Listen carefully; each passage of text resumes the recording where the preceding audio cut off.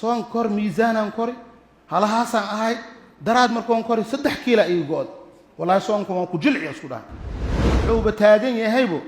sheekhow raali ahaa horta waajibka ilaahay mootinino sunno ku jiri waana caafimaad qabaan dhalinyarada baa u badnaadaan xogaaniyo la fiidan banaankay soo bixin waa soo kabsaha horta markaas leen bilaabaa isku dhahay aan bal tusaale soo qaadan dadka masjidka fadhiya 3 qayb waa qayb waxa waaye soonkii ciidi goormaal dugta 4 khamiisti soonka hore ka bilaabeen wajraamo wajraan ilaahay waqti ay ku dhameystirtaan allah siiyo allana ha ka aqbalo qaybta labaad waxa waaye qayb way rabaan inay soomaan laakiin kii aan sheegay waa xogaaniyo la fiidan banaankay soo bixin waa soo kabsaha horta markaas leen bilaabaa isku dhahay biskutka xalwada iyo horta ciidan horta si fiican aan waa soo kabsanaa ku leeyahay xabsi ma ku jirti isbitaal ma ka soo baxday xogaa jeenan aqaad isku dhahay soon kor miisaanan kori halahaasaan ahay daraad markoon kori 3 kiilo ay good wallahi soonku waan ku jilciyo isku dhahay marka waa soo kabsaha uu taagan yahay wuxuu leeyahay laakiin waa sooma insha Allah gadaalan ka sooma wajraamo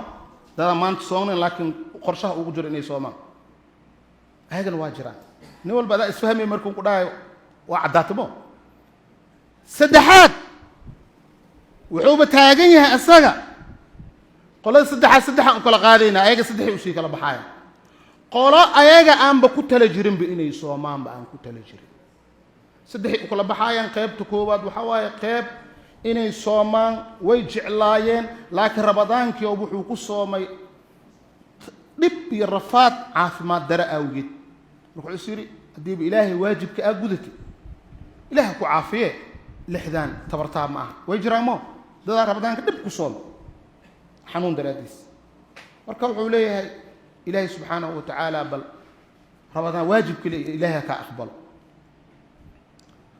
dadkaas haday hor u soomi jireen 6 shawaal ajirkoodu waa leeyihiin nabiga noo sheegay kaleey salaatu wasalaam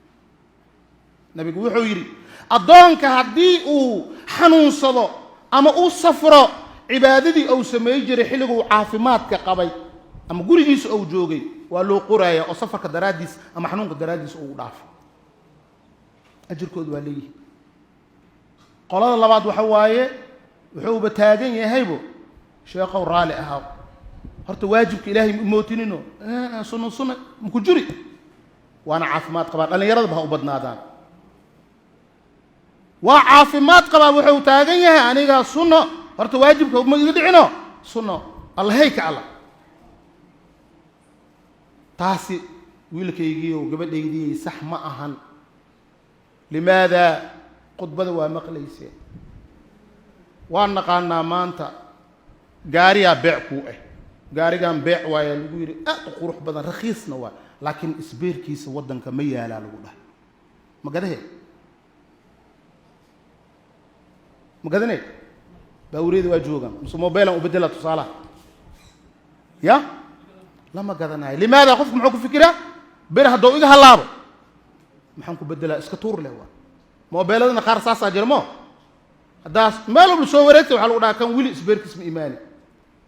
daraaddeed waxa la dhahaa soo cusub in isgadataa bukuuran waa la hela hadii la raadiyo laakiin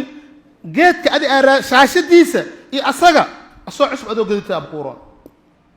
marka xala marin ay kan isbeerkiisa raqiis waa buuxa lagu dhahaa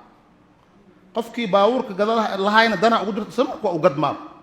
kii oo gadal lahayna isla markuu u gadanaya qiyaamaha markii la tago cibaadada isbeeray u baahan tahay